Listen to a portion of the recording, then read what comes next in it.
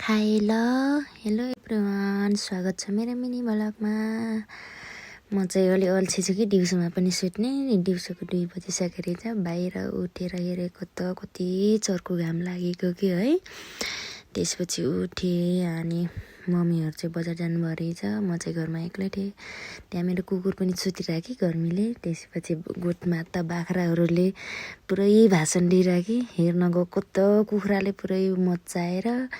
त्यसपछि मैले बाख्राले घाँसहरू राखिदिएँ अनि बाख्रा त कति छिटो खाएको कि छिटो खाएको हो है।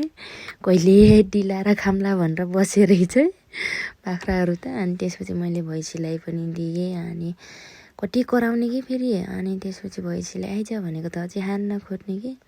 त्यसपछि म पसल जानलाई रेडी भएँ। आज चाहिँ मलाई कस्तो बिरामी भएको थियो नि त। अनि कस्तो स्पाइसी खान मन लाग्यो कि जुन चिज नखा भन्छ डक्टरले, झन् त्यही चिज त्यही चिज मात्र खान मन लाग्छ कि मलाई मात्र हो कि हजुरहरूलाई नि त्यस्तै हुन्छ। अनि म चाहिँ पसल गएँ।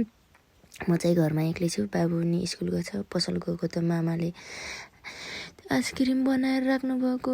मलाई त मन थामेर फेरि फर्किएँ है। फेरि ज्वरो फर्केला भनेर अनि स्पाइसी लिएर आएर ग्यास बालेँ। त्यसपछि पानी तताएँ अनि मलाई कस्तो देखिँदो रहेछ भनेर पछाडि भात देखाएँ। अनि साग थियो बारीमा, सलाद बनाउने। त्यसपछि त्यो टिप्न गएँ।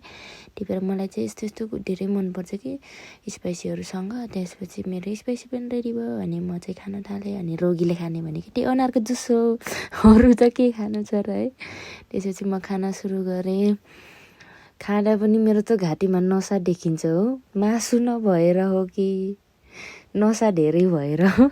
खाइसकेपछिको रिजल्ट यस्तो आयो है पिरोले।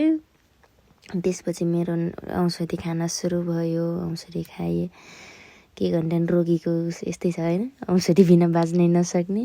आजको मिनी भ्लग चाहिँ यति नै हो साथीहरू। अन्तिम समय दिनुभएकोमा धेरै धेरै धन्यवाद भन्दै बाई बाई सबैजनालाई।